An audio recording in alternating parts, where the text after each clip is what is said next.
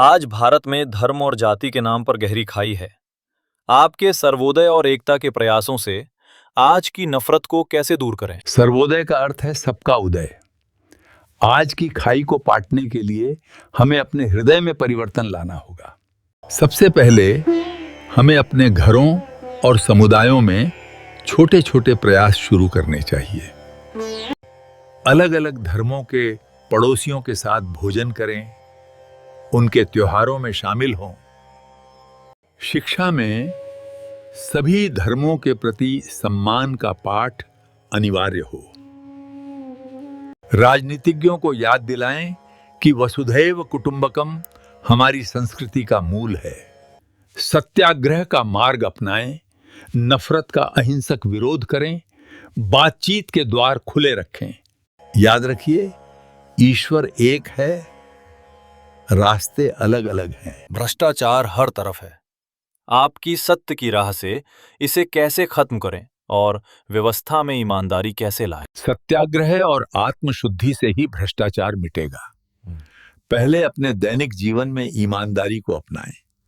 Tax चोरी न करें, रिश्वत न दें, फिर सामाजिक दबाव बनाएं। भ्रष्ट लोगों का शांतिपूर्ण विरोध करें, सूचना का अधिकार का उपयोग करें, युवाओं को नैतिक शिक्षा दें। हर गांव और मोहल्ले में ईमानदारी के प्रतीक खड़े करने होंगे। याद रखिए, सच्ची आजादी तभी आएगी जब हम भीतर से स्वतंत्र होंगे। युवाओं के लिए अच्छी नौकरियां नहीं हैं। आपने मेहनत को सम्मान दिया।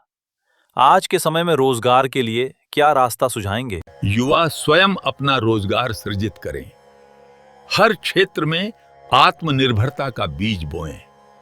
छोटी डेयरी, सब्जी की खेती, कंपोस्ट बनाना, सिलाई कढ़ाई, आज की तकनीक से इन्हें बढ़ावा दें।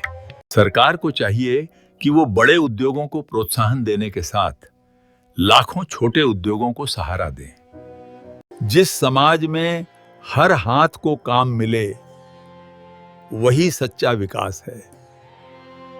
महिलाओं के खिलाफ हिंसा एक बड़ी समस्या है। आपने नारियों को सम्मान दिया। आज उनकी सुरक्षा और बराबरी के लिए क्या करें? नारी शक्ति का सम्मान ही सभ्यता का आधार है।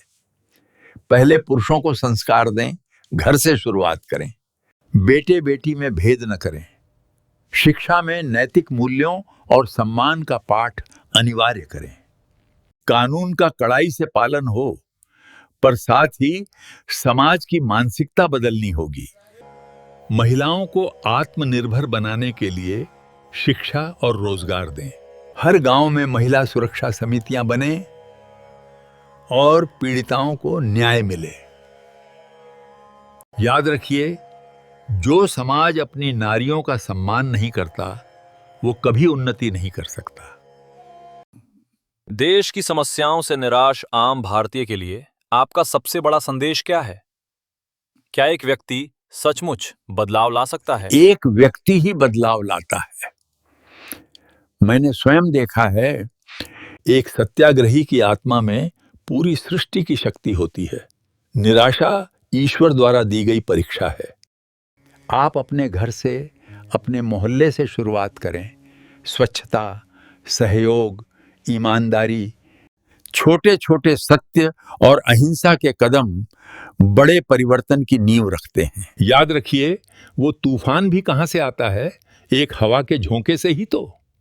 आप वही झोंका बने।